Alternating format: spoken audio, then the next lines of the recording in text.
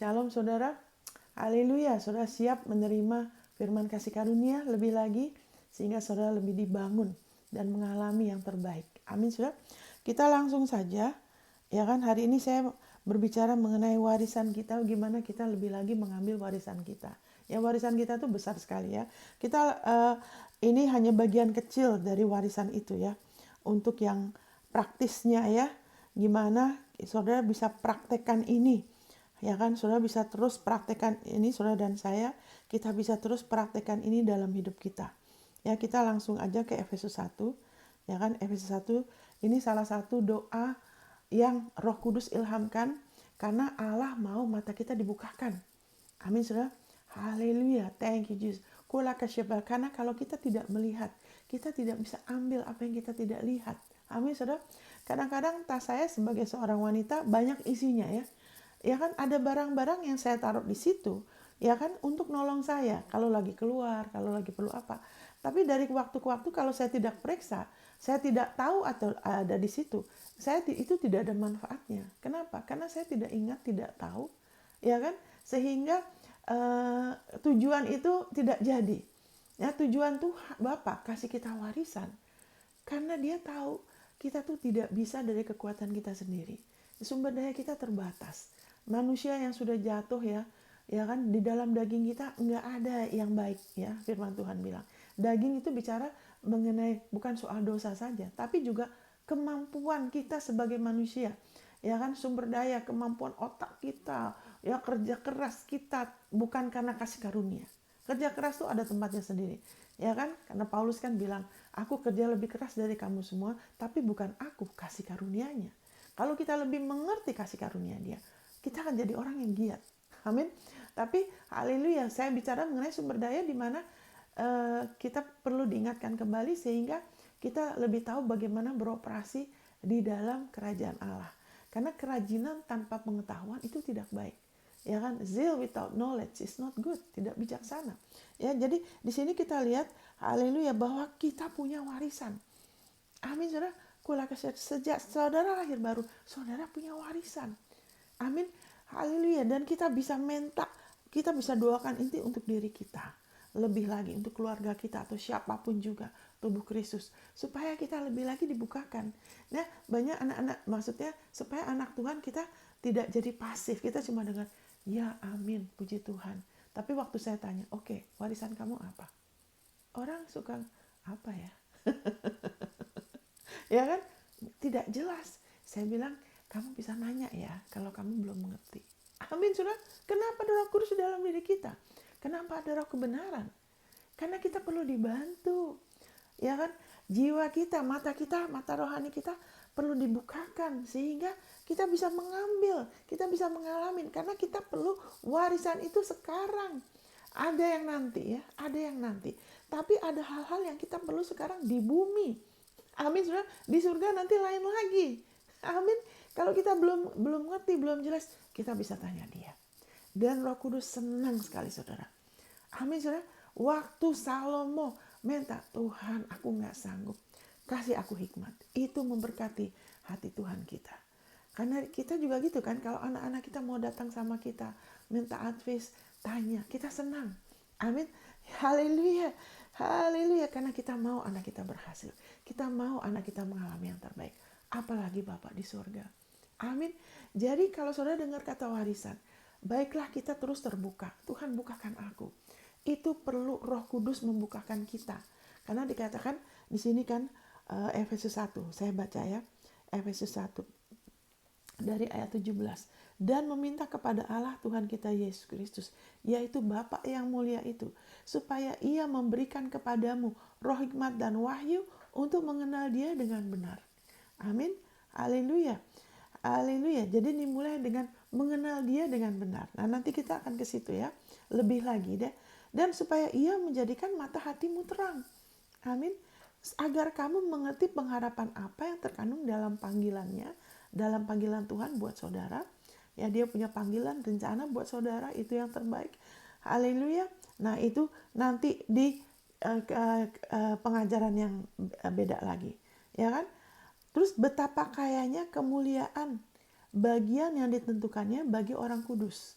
Ya kan, ini lebih tepat diterjemahkan sebagai betapa haleluya kayanya. Bayangin Saudara, betapa kayanya, ya kan? Kemuliaan, warisan, ya kan? Warisan saudara sebagai orang kudus. Warisan dia untuk saudara sebagai orang kudus. Saudara adalah orang kudus, bukan karena kelakuan saudara kudus. Haleluya, kalau kelakuan saudara kudus, puji Tuhan, itu karena dia yang sudah menjadikan saudara kudus saat saudara menerima Yesus sebagai juru selamat. Dan firman-Nya terus-menerus memelihara kekudusan kita. Nah sekarang, ya kan, wah, betapa kayanya kemuliaan warisan kita di dalam Kristus. Saudara punya warisan. Amin. Warisan saudara dan saya adalah kekal. Nah, anak Tuhan, kita semua sudah pernah mengambil dari warisan kita. Kita sudah pernah mengalami. Tapi kalau kita lebih mengerti, amin. Karena di sini katakan betapa kayanya kemuliaan warisan itu. Wow, saudara, ada reservoir penyediaan Allah yang luar biasa. Makanya kita jangan membatasi dia dengan pengalaman kita, dengan pengalaman orang, dengan apapun. Enggak, Tuhan bukakan mata aku lagi, terangi aku lebih lagi. Amin saudara, karena saat kita lebih lagi mengambil warisan kita, dia dimuliakan. Jerih payah Tuhan Yesus tidak sia-sia dalam hidup kita, karena dia sudah bayar harganya. Kenapa warisan? Karena warisan itu bukan berdasarkan jerih payah kita, ya kan? Nah, dengar baik-baik. Untuk kita menerima itu, ya kan? Itu sama sekali tidak ada hubungannya dengan jerih payah. Tapi untuk kita mengalami, kita perlu sungguh-sungguh. Bukan supaya Tuhan kasih, bukan supaya kita dapat, karena sudah dikasih. Amin. Karena sudah dilayakan. Makanya orang-orang yang mulai belajar kasih karunia tapi tidak mengerti, lantas pengertiannya jadi keliru. Ah, saya santai aja. Karena kan Tuhan Yesus semua karena Tuhan Yesus. Santai maksudnya apa? Kita tidak perlu berjerih payah untuk kita dapat warisan. Karena kita terima dengan iman saat kita menerima Yesus. Tapi untuk kita, haleluya, mengalami itu untuk masuk ke dalam perhentian dia. Itu perlu kerelaan kita untuk sungguh-sungguh, untuk sepenuh hati. Bukan supaya dilayakan, karena sudah dilayakan. Betul kan? Saudara, kalau saudara ya kan punya kakek atau nenek yang luar biasa, terus meninggalkan warisannya buat saudara. Sayang kan kalau nggak diurus. Ya kan? Ada orang yang seperti itu ya, hidupnya susah sekali. Ya kan? Padahal, dan dia nggak bisa baca. Ternyata dia sebetulnya pernah kerja sama orang kaya atau apa. Ya kan? Itu dia ada dikasih sesuatu, dia cuma tempel. Dia nggak pernah tahu bahwa dia tuh punya warisan. Dia tidak usah hidup setengah mati karena dia nggak bisa baca. Itu ada cerita benar saudara. Ada banyak orang-orang yang hidupnya susah sekali, padahal waduh, dia punya warisan. Amin saudara. Nah kenapa? Karena tidak tahu. Makanya kita bisa minta sama Bapa. Kita jangan pasif saudara. Ayo kita bangkit. Bapak, saya nggak ngerti. Warisan itu apa? Bukan mata saya. Ya kan? Bantu saya lebih lagi, terangin saya. Supaya lebih jelas. Bagaimana saya menerapkannya dalam setiap area, semua area hidup saya. Amin, saudara. Itu memuliakan dia. Amin. Dia mengasihi saudara. Dia nggak mau saudara setengah mati ya. Menanggung apalagi yang putranya sudah tanggung. Ya. Jadi dikatakan betapa kaya kemuliaan. Jadi kita langsung aja. Haleluya. Di sini kan dikatakan sebelumnya, haleluya, supaya apa nih? Thank you Lord Jesus. Mengenal dia dengan benar. Ya, sebelum kita tahu warisan kita, saya mau singgung sedikit supaya saudara tahu posisi saudara. Saudara sudah pernah dengar, puji Tuhan, saudara dengar lagi. Ya kan? Karena kalau dari sini, kalau saudara tidak kenal dia dengan benar, ada saudara pernah dengar bagaimana Allah masih bisa hukum lagi, dia masih bisa bikin saudara sakit, ya kan? Dia bisa seenaknya ya bikin anak saudara meninggal sebelum waktunya, ya kan? Udah gitu dia bikin orang bangkrut, bikin anaknya bangkrut, ya kan? Bikin anaknya sampai, nah kalau itu berarti pengenalan itu tidak benar, karena tidak sesuai dengan firman-Nya. Karena kalau dasar itu aja sudah keliru, saudara tidak akan ada keberanian untuk mengambil warisan saudara. Selalu ada bayang-bayang kurang, saya masih kurang. Ya, saya bisa tahu ini karena ada anak-anak Tuhan yang sudah sering pernah datang ke saya bilang ini, Ibu Monica, saya mau ini, boleh nggak ya? Amin, saya bilang boleh. Kenapa saya berani ngomong gitu? Karena firman-Nya. Amin. Karena saya sudah mulai lihat dari firman-Nya Allah yang benar. Ya kan, Dia adalah sumber. Amin, saudara. Kenapa orang-orang ini walaupun sudah anak Tuhan, sudah bertahun-tahun jadi anak Tuhan, kenapa tidak ada keberanian? Nah ini kan, ya kan, di dalam nama Yesus ya, kita langsung aja supaya kita diteguhkan lagi, ya kan. Saudara dengar lagi, haleluya, thank you Lord Jesus, ya kan, saudara dengar lagi dan saudara katakan amin. Ya kan, dari sini saudara akan mengalami hal yang luar biasa. Saudara akan ada keberanian untuk mengalami hal-hal yang luar biasa. Oke? Kita langsung ke Galatia 4 ayat 6 sampai 7. Karena kamu adalah anak, maka Allah telah menyuruh roh anaknya ke dalam hati kita yang berseru, ya Aba, ya Bapa. Jadi kamu bukan lagi hamba, melainkan anak. Jikalau kamu anak, maka kamu juga adalah ahli-ahli waris oleh Allah, bukan oleh kita, bukan melalui jerih payah kelayakan kita loh ya. Saudara adalah anak, saudara bukan hamba. Kita tidak usah ngemis-ngemis sama Dia. Ya kan, firman Tuhan ada kata hamba. Ya kan, kita harus tahu semua ada tempatnya masing-masing. Dikatakan kita tuh hamba Kristus. Berarti apa? Hamba Kristus. Ya kan, kita melayani Dia bukan untuk dilayakan, ya kan, untuk menerima, ya kan, penyediaan hidup kita, ya kan, kasih Allah, ya kan, tapi untuk kita mengambil bagian supaya kita berkuasa dan memerintah bersama Dia. Amin. Kalau kita mau terus melayani Dia, hamba Kristus, hamba pengurapan, ya kan, nanti anak-anak Tuhan yang begitu, ya kan, saya berdoa saudara dan saya ngambil bagian, ya kan, kita akan haleluya ada kehormatan nanti. Tuhan akan, kan dikatakan yang 2 talenta ini aku kasih kamu double, yang 5 talenta bukan, dia mengembangkan talenta dia, ya kan, maaf saya salah tadi, keliru ngomong. Tuhan kasih dia kepercayaan lebih. Amin. Kalau Alkitab juga bilang kita setia sama perkara kecil, kita akan dikasih perkara besar. Amin. Itu semua ada tempatnya. Amin, saudara.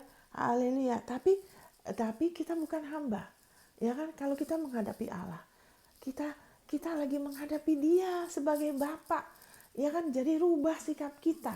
Kita nggak lagi berjalan sebagai menghadapi iblis, menghadapi situasi. Nah kalau sudah gitu, kita harus jadi hamba Kristus. Kita harus ikutin itu. Firmannya ngomong apa, pengurapannya kita ikutin, kita tunduk, kita jadi hamba kebenaran. Ini nggak benar, enggak, saya tidak mau berjalan di dalamnya. Enggak, firmannya ngomong ini, saya orang benar, saya tidak usah kompromi. Kita adalah hamba kebenaran. Tapi dalam itu kita lagi jalan melawan situasi kehidupan. Amin, kita harus tahu. Itu kita nggak lagi menghadap Bapa. Nah ada saat, haleluya, kita menghadapi iblis, ya kan, kita menghadapi dia sebagai hakim, itu beda lagi. Tapi sekarang saya lagi mau bicara, kita sedang menghadapi dia sebagai Bapa untuk menerima dari dia. Amin, sebagai anak. Jangan memelas-melas seperti hamba. Percaya firman-Nya, renungkan ini, ya kan, di atasnya, haleluya, kita tidak lagi dikuasai roh perbudakan yang membuat kita takut lagi. Karena itu konteksnya bicara mengenai hukum Taurat, ya kan, kita tidak lagi di bawah hukum Taurat, kita di bawah kasih karunia. Jadi kalau ada di antara saudara selalu ada bayang-bayang ketakutan, nah, Tuhan sudah berkenan gak sama saya dalam kehendak Dia gak ya, kalau enggak Dia, kayak ada satu awan, ya kan, yang takut murka Allah. Aduh, saya harus mau tidur nih, saya harus pastikan saya sadar saya bikin apa hari ini, kalau enggak jangan sampai saya mati terus nggak ada yang diakuin, nanti Tuhan nggak terima saya. Berarti masih mentalitas kantong anggur yang lama. Itu mentalitas, ya kan, sudah anggur baru tapi masih mentalitas sikapnya seperti roh perbudakan karena ada ketakutan. Di Gunung Sinai, di mana hukum Taurat diberikan, ada ketakutan, saudara. Mereka gemetar, takut. takut penghakiman Allah. Jadi kalau ada di antara saudara yang masih begitu, saya sarankan saudara sering baca surat Rasuli. Jangan cuma baca Mazmur, jangan cuma baca Amsal, jangan cuma tahu haleluya berkat Tuhan, tapi juga mengenal Dia. Amin. Dengan saudara tahu Yesus bikin apa. Karena inilah kasih itu. Ya kan, bukan kita yang mengasihi Dia. Jangan fokuskan apa yang saya harus lakukan. Ya kan, itu buah. Bukan apa yang harus saudara lakukan dulu. Tapi apa ya kan yang Allah karena kasihnya sudah lakukan buat saudara. Ya kan, rubah itu paradigma saudara dan saya kalau masih ada. Ya, saya sudah mulai ya. Tapi saudara rubah. Ya kan, ganti dengan kantong anggur yang baru. Bukan tiap kali saya harusnya bagaimana, saya harusnya gimana. Ganti dengan Yesus bikin apa buat saya. Ya kan, karena Yesus, ya karena Yesus, Bapak engkau mau saya melakukan apa. Amin. Tuntun saya karena Yesus. Itu beda. Jadi rubah supaya saudara bisa menerima dari Dia, supaya ada keberanian, supaya pengenalan saudara yang benar akan Allah semakin bertambah, sehingga kekristenan saudara dan saya bukan lagi seperti satu legalistik, kaku, kewajiban. Amin, saudara. Kalau seorang istri tidak menikmati, tidak percaya kasih suaminya, nanti dia rasa tertekan, dia melakukan hal-hal, waduh kalau saya nggak ini ntar dia marah. Nggak enak saudara. Yesus itu kita bride dia ya, kita mempelai dia. Dia tidak pemarah, dia bilang ke aku dong, kamu kasih itu bebanmu ke aku, pakai kupnya aku. Kita mempelai dia, dia mengasihi kita. Aku lemah lembut dan rendah hati. Amin. Haleluya. Haleluya. Di bawah perjanjian lama, wah kalau salah, ya kan, kalau dulu kita suami kita dulu hukum Taurat sebelum lahir baru ya, manusia semua di bawah ilah dunia hukum Taurat. Jadi takut selalu kalau yang benar Tuhan pasti bela, ya kan. Kalau begini dan gitu, dan konsep Tuhannya juga nggak jelas. Itu ada, itu nggak perlu Roh Kudus. Pokoknya syukur itu orang itu jahat, oh biar dia dihukum. Nah itu hukum Taurat. Ya kan dulu gitu, kalau salah kena hantum salah. Tapi sekarang kalau kita salah, Dia memulihkan kita. Amin. Maka dikatakan Tuhan adalah gembalaku. Ya, Dia membaringkan aku. Dia nggak mukulin kita, ya kan? Terus Dia pimpin aku ke air yang tenang. Dia memulihkan jiwa kita. Ya kan, kayak Abraham juga gitu. Waktu dia salah ini, salah itu, dia terus mengalami pemulihan.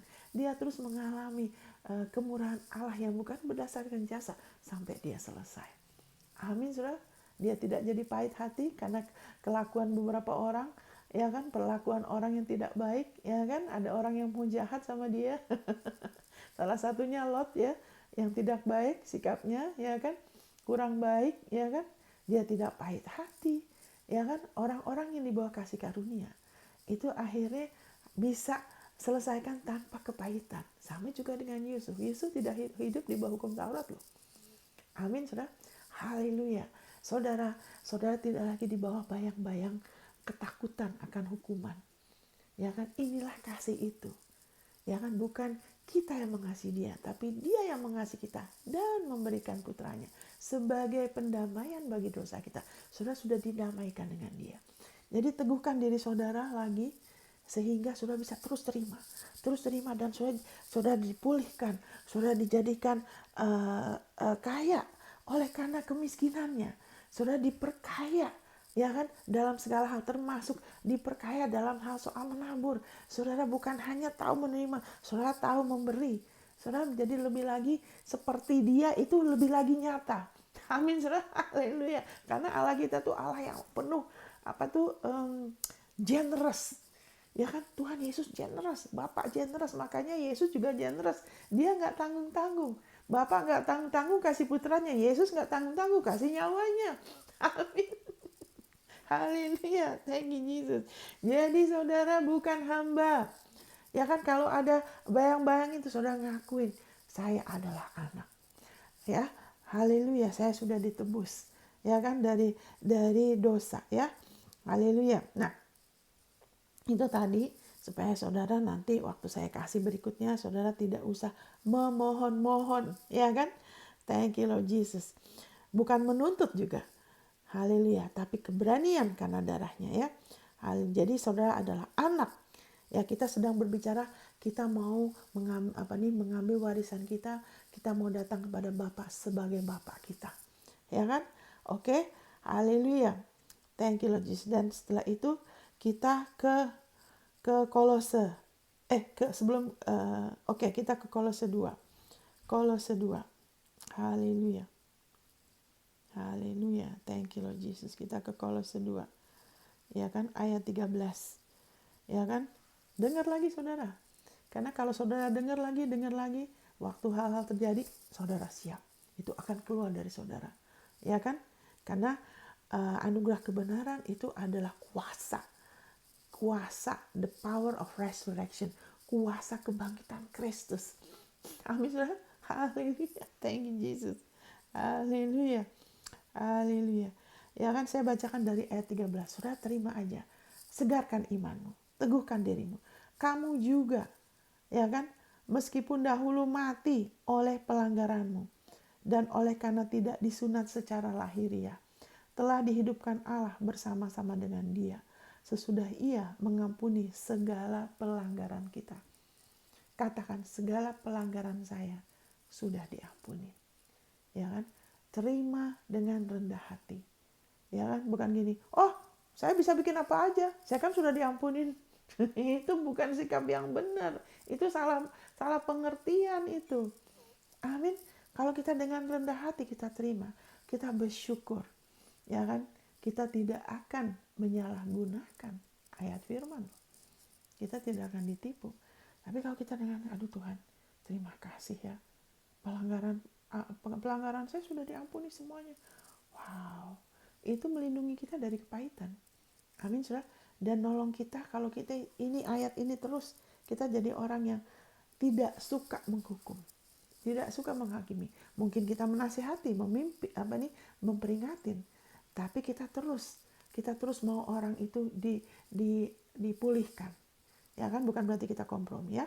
Jadi dengan menghapuskan surat hutang yang oleh ketentuan hukum mendakwa dan mengancam kita. Yaitu ada surat yang ada tuduhan, ya kan, yang sudah ada, ya kan, di alam roh, dan itu mendakwa dan mengancam kita. Iblis tahu sekali saudara bikin apa, ya kan. Nah ini hati nurani yang jahat, ya kan, begitu kita salah, udah langsung menuduh kita, menghukum kita. Kamu sih, ini kamu kurang diberkatin karena kamu. Karena kamu begini, Allah tidak dengar doa kamu. Nah itu kan, itu hati nurani yang masih harus diarahkan kepada darah Yesus. Karena di sini dikatakan, dan itu ditiadakannya dengan memakukannya pada kayu salib. Amin saudara. Haleluya. Jadi saudara dengar ini lagi dan lagi, saudara catat, saudara renungkan, saudara bersyukur. Amin. Haleluya. Saudara pakai ini, baju jirah ini untuk melindungi saudara sehingga saat saudara mau menerima dari Dia, ya kan, iblis tidak bisa sabotase. Karena kalau kita tidak pakai baju jirah kita, ya kan, selagi kita misalnya kita sudah berdoa sesuatu, ya kan ada prosesnya tuh. Ada saat bisa langsung, ada saat ada proses kan. Ada waktu di mana iman kita diuji, kita nggak langsung ngelihat. Di saat itu kalau kita tidak pakai ayat-ayat ini sebagai baju jirah, kita tidak ngakuin lagi, ya kan, bukan ngakuin untuk Tuhan, tapi untuk kita. Iblis akan kirim panah api, terutama kalau saudara salah, ya saudara akan salah lagi loh, ya kan, karena jiwa kita masih harus bertumbuh kan, salah pikir, salah ngomong, di saat itulah dia langsung ngomong, ya ini nggak jadi, kamu udah salah sih, tapi dia nggak pakai kata kamu, saya ada rasa, aduh kayaknya Tuhan jauh, Tuhan gak dengar doa saya. Waduh, saya udah salah. Itu sempat saya alamin. Waktu saya mau pindah berapa tahun yang lalu dari Jepang ke Amerika, saya waktu itu sempat bohong sama kedutaan Amerika. Waktu di interview, saya waktu itu baru 6 tahun di Jepang, saya udah mau pindah Padahal kerjaan yang Tuhan kasih, Tuhan kasih belum selesai. Nah, Tuhan tuh kalau kasih tugas teratur ya, ada mula ada selesai. Jadi waktu itu belum selesai, saya udah mau pindah. Waduh, udah jenuh ini di Jepang. Jepang itu bagus tapi kecil dan mahal. Saya mau ke Amerika aja, yang besar, luas, indah. Ya kan, jadi waktu itu saya bohong. Ini contohnya. Ini penting supaya saya pastikan saudara menerima. Roh Kudus akan menolong saudara untuk saudara pasti menerima. Amin. Jadi waktu itu saya bohong. Saya mau saya mau ke Amerika karena saya mau jalan-jalan. Waktu itu ada retret. Saya mau retret. Padahal saya udah pikir, saya akan cari kerjaan nanti di sana. Ya kan, dengan visa turis. Ya kan, pakai kekuatan sendiri. Tapi waktu itu saya nggak tahu kan. Jadi kemudian orangnya langsung tembak saya. Dia bilang, kamu bohong ya. Kamu ke sana mau cari kerja ya? Langsung dia tembak. Haleluya, puji Tuhan. Terus saya langsung tangkis. Enggak kok. Saya nggak mau ke sana untuk cari kerja. Padahal memang saya ke sana ikut retret, tapi sembari mau cari kerja. Karena iblis udah kasih usulan ke saya. Saya baca koran bahasa Inggris, wah ada lowongan di Los Angeles, ya kan? Kamu dikerja di travel, karena saya pernah kerja di travel di Jepang. Kamu bisa bahasa Inggris, bahasa Jepang, kamu bisa kerja di sana. Mau nggak? Itu lowongan. Ini dia. Jadi habis keluar, mereka tidak kasih visa saya waktu itu. Mau ke Amerika, mau ikut retret ya. Jadi saya keluar dari kedutaan, saya ingat sampai sekarang. Saya jalan, saya lagi seberangi zebra cross, ya kan? Saya langsung minta ampun, saya bilang, aduh Tuhan, saya udah salah. Hati saya tahu, ya kan? Makanya hati nurani kita perlu dijaga. Dengan kita terus menerima pengampunan Dia, terus mengarahkan hati kita, pikiran kita kepada Yesus, sehingga kita dilindungin. Amin. Jadi waktu itu saya langsung, Tuhan, saya udah salah. Saya minta ampun. Nah, waktu itu saya belum mengerti seperti sekarang ya. Tapi saya tahu, ya kan, saya salah, udah, saya minta ampun Bapak. Saya bilang ini, kalau engkau nggak mau saya pergi, ya udah nggak apa-apa. Ya kan, saya minta ampun. Tapi tetap, bantu saya kasih visa, karena saya udah beli tiket. Jangan sampai sia-sia tiketnya. Amin. Saya juga dikasih liburan yang dibayar, tetap gaji saya dibayar. Jadi sayang kan? Saya bilang, nah saudara, setelah saya gitu, langsung ada suatu suara yang seperti suara agamawi ya, seperti suara Tuhan. Tapi saya tahu itu bukan, karena kita sudah diajar. Saya waktu itu sudah sempat belajar dari hamba Tuhan untuk hati-hati mendengar suara di dalam kita, karena kalau itu tidak sesuai firman, itu bukan Tuhan. Saya cukup tahu bahwa kalau kita minta ampun, Dia pasti ngampunin loh. Jadi suara itu bilang gini, ya kamu biasanya doanya dijawab, tapi kali ini aja Tuhan gak jawab, karena udah salah. Gitu loh, ada suara itu. Udah salah, jadi Tuhan tidak bisa. Wah, begitu saya dengar itu, langsung saya tangkis. Saya bilang, iblis, saya bilang. Saya tahu itu bukan Tuhan, saya bilang. Kamu bukan, itu bohong. Saya tolak di dalam nama Yesus. Saya tahu saya sudah diampunin. Amin, saudara. Dari mana saya bisa kenalin? Karena firman-Nya mengatakan kalau kita minta ampun, ya kan kita punya penebusan. Kita pasti, karena kita sudah diampuni. Nah, waktu pewahyuan saya belum seperti sekarang ya. Sekarang saya sudah lebih mengerti bahwa kita nggak usah minta ampun. Kita terima aja karena kita sudah diampunin. Pewahyuan itu sudah semakin bertambah. Tapi waktu itu saya tidak mengerti. Tapi saya cukup mengerti bahwa setiap kali kita minta ampun, pasti diampunin. Karena Yesus sudah tanggung. Jadi saya bisa tolak Dia.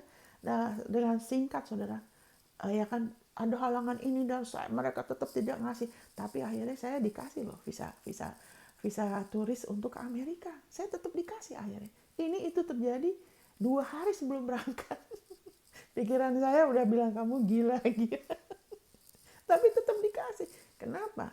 Karena saya tahu dari firman-Nya. Amin, saudara, bahwa kalau kita terima pengampunan, kita nggak mungkin nggak diampunin. Ini salah satunya. yang meneguhkan, memberikan kita keberanian, sehingga waktu iblis mau bohong, mau sabotase, jangan sampai saudara mengalami yang terbaik, kita bisa lawan dia. Tapi kita harus tahu, ini harus hidup di dalam kita, perlu terus di dalam kita, dengan kita lihat lagi, kita santai, kita serius tapi santai, ngerti ya, kita nggak usah tegang. Kita bukan santai malas ya, cuma maksudnya kita nggak perlu tegang, tapi perlu ada kesungguhan, sepenuh hati, sehingga nanti waktu iblis mau gini gitu, kita langsung bisa hadapin dia, ada kesiapan. Amin ya, haleluya. Jadi kalau dikatakan segala pelanggaran sudah diampunin, surat yang mendakwa sudah dihapus, kenapa kalau sudah ada saya dan salah, kok ada lagi tuduhan? Itu dia punya filenya, dia punya fotokopinya. Kita harus tahu dari firman. Makanya nggak kita perlu hidup dari firman, bukan hanya dari roti atau dari pengalaman, dari kesaksian, dari perkataan pendeta. Itu harus lebih lagi nyata firmannya. Amin. Firmannya itu harus perlu berakar. Amin. Sehingga kita lebih ada keberanian, ada konsistensi, dan lebih gampang loh saudara. Amin, saudara, lebih gampang loh. Amin. Kadang-kadang ya itu, misalnya baru-baru Tuhan saya gini. Waktu lagi mengalir bersama dia nggak susah, saudara. Amin. Oke, balik lagi, ya kan? Jadi itu saya mau menegur saudara di situ supaya nanti waktu ada ujian, saudara terus bisa berdiri. Ya, terus kita ke 1 Petrus 5 ayat 7. 1 Petrus 5 ayat 7. Serahkanlah segala kekhawatiranmu kepadanya, sebab ia yang memelihara kamu. Amin, saudara. Serahkan kekhawatiran saudara. Segala. Jangan sebagian. Kenapa kadang-kadang orang doa, oh aduh berat, ya kan? Nah kalau pergumulan yang Paulus bilang itu mengenai pelayanan, itu kita memang harus doa terus. Itu beda ya. Ya kan, itu terus kita harus, itu beda, itu pelayanan. Ini saya lagi bicara bagaimana saudara kepada Bapa untuk menerima. Ini beda saudara. Amin. Haleluya. Nah sebelum kita ini serahkan segala kekhawatiran saudara. Apa yang mengganggu saudara, supaya jangan saudara nanti kita jadi kayak pelintat-pelintut. Ya kan, nanti khawatir lagi. Ntar kita udah doa A, ntar kita bicara B. Ntar kita balik lagi, kita doa lagi, kita ini lagi. Jadi kayak tidak stabil. Kenapa? Mendua pikiran. Karena belum membenahin sebelum kita menerima, kita udah mau buru-buru menerima, tidak meneguhkan diri kita dulu. Kan Yesus bilang, kalau kamu dalam aku dan firmanku di dalam kamu. Biar firman ini dalam saudara. Apa yang mengganggu saudara, serahkan dulu kekhawatiran saudara, supaya mempersiapkan saudara menerima dari dia. Amin. Kalau belum apa-apa buru-buru berdoa. Ya kan, yang penting aku karena udah pernah ngalamin mungkin. Udah pernah dulu begini-begini, terus pakai metode itu lagi. Kita bisa bertumbuh. Saudara.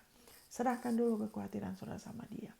Ya kan, pastikan apa yang mengganggu itu saudara serahkan, dan saudara menyerahkannya dengan mulutmu, dan saudara bisa berapa kali. Kalau masih mengganggu, serahkan dulu. Enggak, Bapak, saya serahkan ini, saya di dalam nama Yesus, serahkan dulu. Amin, saudara. Nah terus kita dengar selanjutnya ya,